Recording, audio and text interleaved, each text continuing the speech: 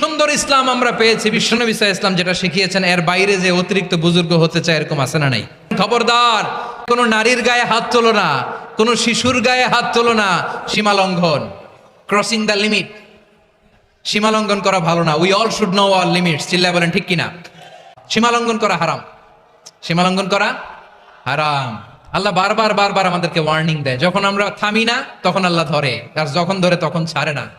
ধরে ধরে ধরে না, ধরলে আল্লাহ। ফেরাউনকে কিন্তু হুট করে ধরে নাই, আপনারা জানেন। 9 বার ওয়ার্নিং দিয়েছে ফেরাউনকে। আল্লাহ তাআলা ওয়ার্নিং দিয়েছিল কয়বার? 9টা মুআজিজা দেখিয়েছি। 1 2 3 বারবার এইভাবে রিমাইন্ডার, ওইভাবে রিমাইন্ডার, এইভাবে নসিহত, ওইভাবে দাওয়া। ফাকুলা লাহু কাওলান লাইয়িনা, নরম করে বলো, সফট করে বলো।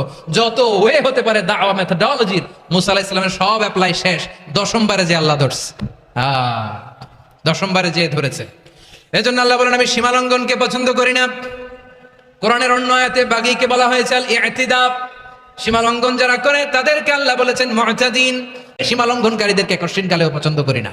আমরা যেন সীমা লঙ্ঘন না করি। রাজি আছেন তো? যে কোনো ক্ষেত্রে ইবাদতে যেন সীমা লঙ্ঘন না করি। অনেকে আমরা ইবাদতে সীমা লঙ্ঘন করে ফেলি। বিশ্বনবী সাল্লাল্লাহু আলাইহি ওয়াসাল্লাম যেটা শিখিয়েছেন এর বাইরে যে অতিরিক্ত বুজুর্গ হতে চায় এরকম আছে না নাই?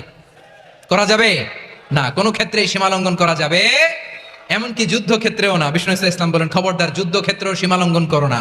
কি সুন্দর ইসলাম আমরা পেয়েছি। বিশ্বনবী বলেন খবরদার, যুদ্ধের ময়দানে কোনো নারীর গায়ে হাত তোলো না, কোনো শিশুর গায়ে হাত তোলো না, কোনো গবাদি পশু হত্যা করো না, কোনো শস্য ক্ষেত্র ধ্বংস করো না, ইবাদতরত অন্য ধর্মের কোনো সন্ন্যাসীর গায়ে হাত তোলো না। বলেন